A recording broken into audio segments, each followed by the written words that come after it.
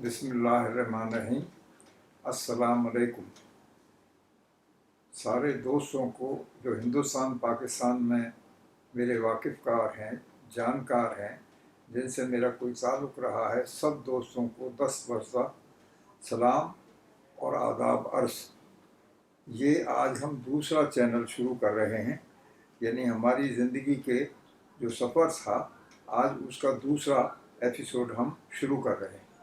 शुरू करने से पहले जो हमने इसका आज हमने इस चैनल का या इस वीडियो का या इस एपिसोड का नाम ज़िंदगी का सफ़र रखा है।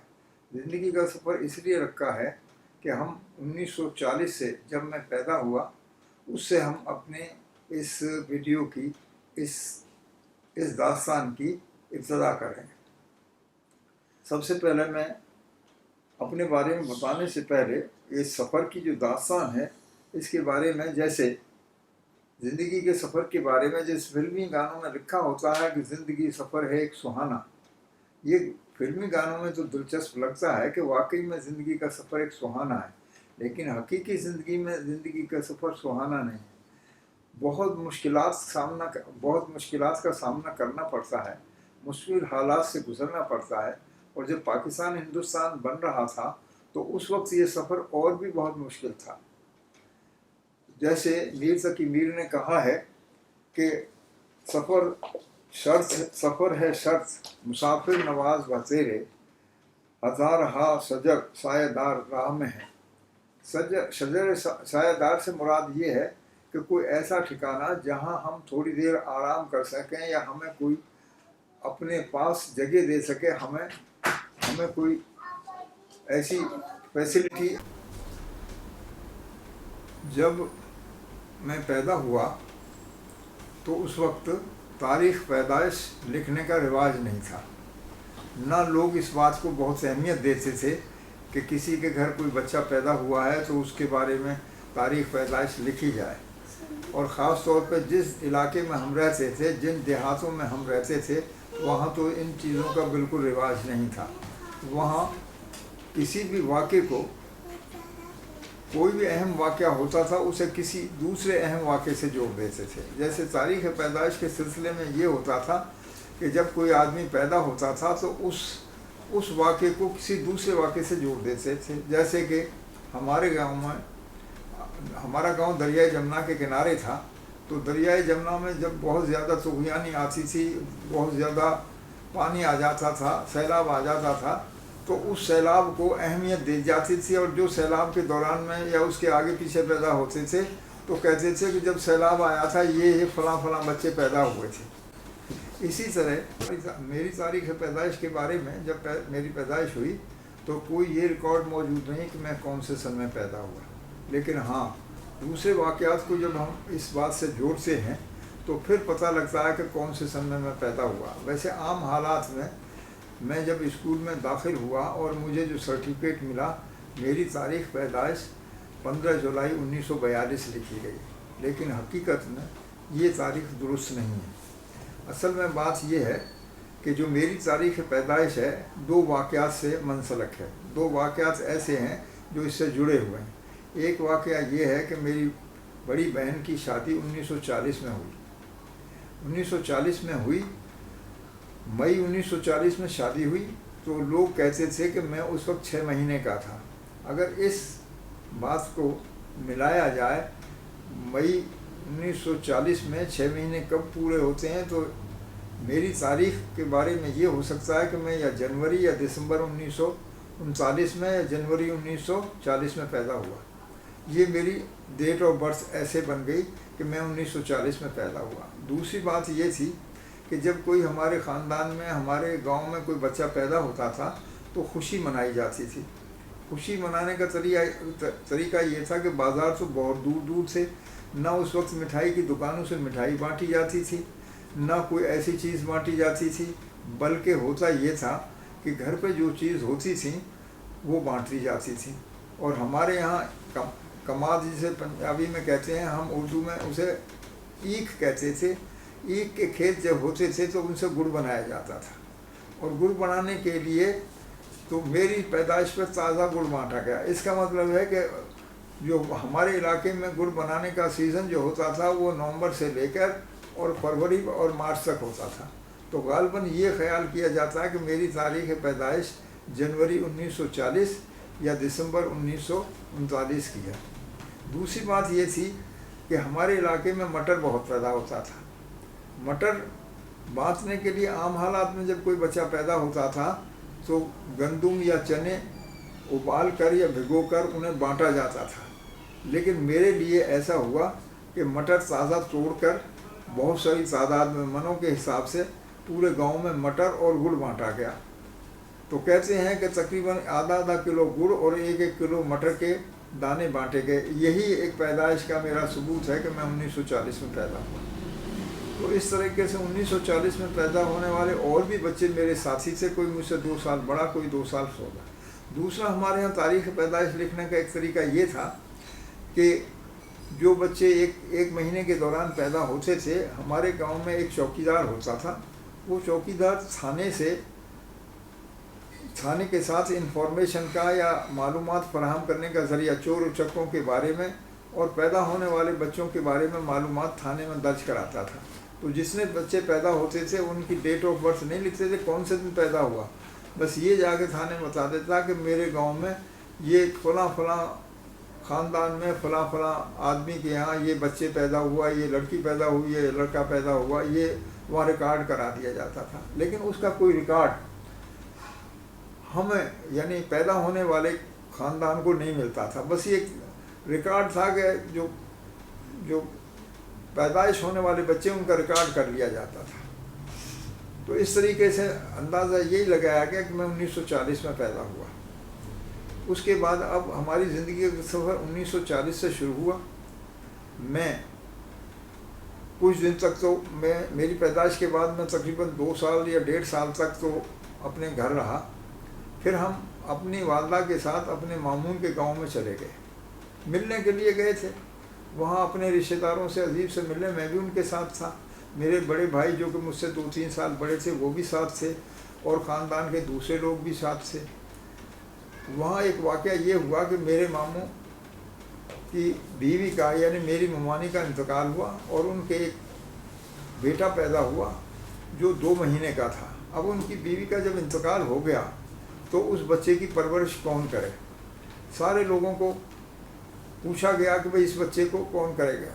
तो क्योंकि मैं 2 साल का था तो अभी दूध पीता बच्चा था, तो मेरी वालदा ने कहा कि मैं इस बच्चे को मैं ले जाती हूँ। वो अपने साथ उस बच्चे को ले आई। जब मुझे थोड़ा सा होश हुआ, दूसरे तीसरे चौथे दिन मैंने पूछा, जब मैंने देखा कि वो मेरी वालदा का दूध पी रहा तो मैंने पूछा कि ये कौन है। मेरी वालदा ने कहा ये तुम्हारा भाई है। मैं थोड़ा बोलता था तो मैंने कहा अच्छा ये मेरा भाई है। तो उन्होंने कहा इसे पिलाओ। मैं और चीज़ें दलिया चावल ऐसी चीज़ें खाने लगा था। अब जब मेरे दूध पीने की बारी आती तो मैं कहता था कि मेरे भाई को पिलाओ। ये जो भाई हमारा बना था ये हमारा मामूजाद भाई था, लेकिन हमें ये मालूम नहीं था। तो इस तरह हमारे मामूजाद भाई की परवरिश भी हमारे घर होती रही और हम ये समझते रहे कि ये हमारा सगा भाई है। काफ़ी दिनों तक वो हमारे साथ रहा। फिर क्या हुआ कि जब मैं 4-5 साल का हुआ 5 साल का हुआ तो मुझे दाखिल कराने का प्रोग्राम बनाया गया। हमारे गांव के पास एक ब्राह्मण कौम के लोगों का एक गांव था जिसका नाम भाईपुर था। उसमें स्कूल था और ये लोअर प्राइमरी स्कूल था। इसमें सिर्फ 3री क्लास तक के बच्चे पढ़ते थे। उसके बाद उन बच्चों को दूसरे बड़े स्कूल में शहर में भेज दिया जाता था जो पास हो जाते थे। तो मैं भी वहाँ दाखिल हो गया, लेकिन वो मेरा छोटा भाई जो था वो दाखिल नहीं, वो घर पे खेलता रहता था, मैं जाता था। मुझसे मेरे बड़े भाई भी कुछ दिन जाते रहे स्कूल में, लेकिन उनका स्कूल में दिल न लगा।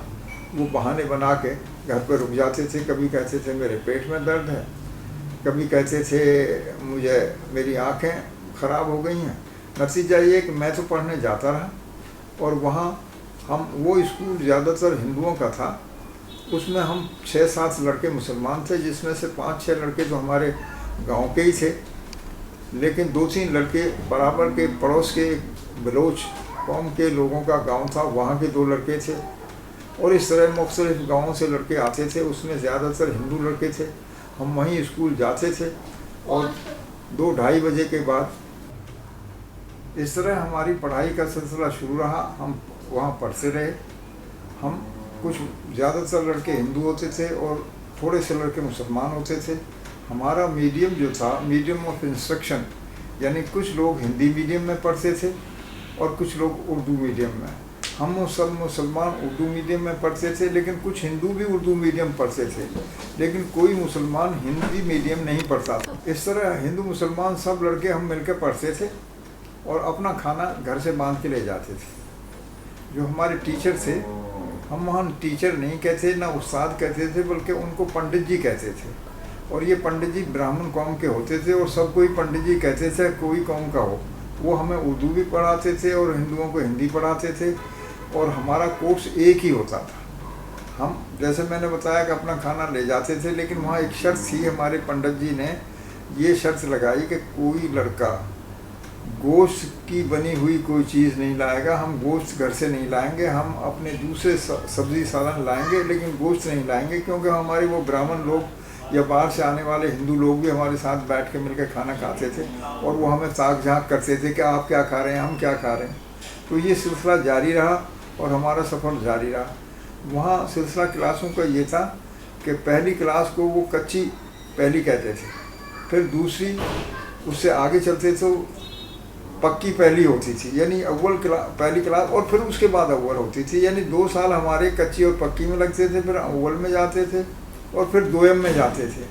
اور ہمارا اسکول سویم تک تھا. تو جب میں پڑھتا تھا تو وہ سارے کے سارے جو کلاس میں چیزیں پڑھائی جاتی تھیں، ہم اردو پڑھنا لکھنا سیکھ گئے تھے. اور ہمیں آج تک وہ کورس بھی یاد ہے، جو ہمیں وہ پڑھاتے تھے، وہ نظمیں بھی یاد ہیں. اور انہیں اگر میں سناؤں، جیسے کہ اس میں تک بند شاعری بھی تھی. جیسے ایک نظم تھی کہ چھوٹا سا ہے میرا بھائی، کھاتا ہے وہ دودھ ملائی، خوش ہو کر ہے گانے گاتا، کبھی زور سے ہے چلاتا. یہ ہماری ایک نظم ہماری کتاب میں تھی.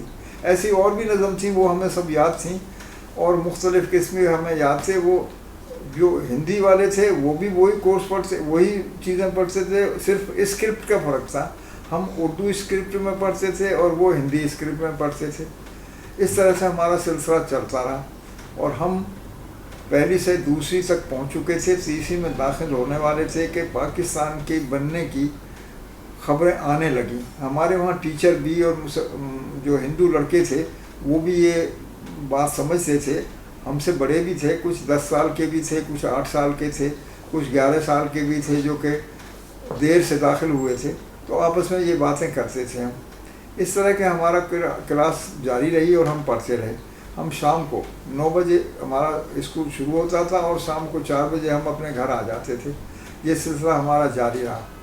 اس کے بعد کیا ہوا کہ ایک دن ایک ایسا واقعہ ہوا کہ جس نے ہمیں تھوڑی سی پریشانی پیدا کر دی.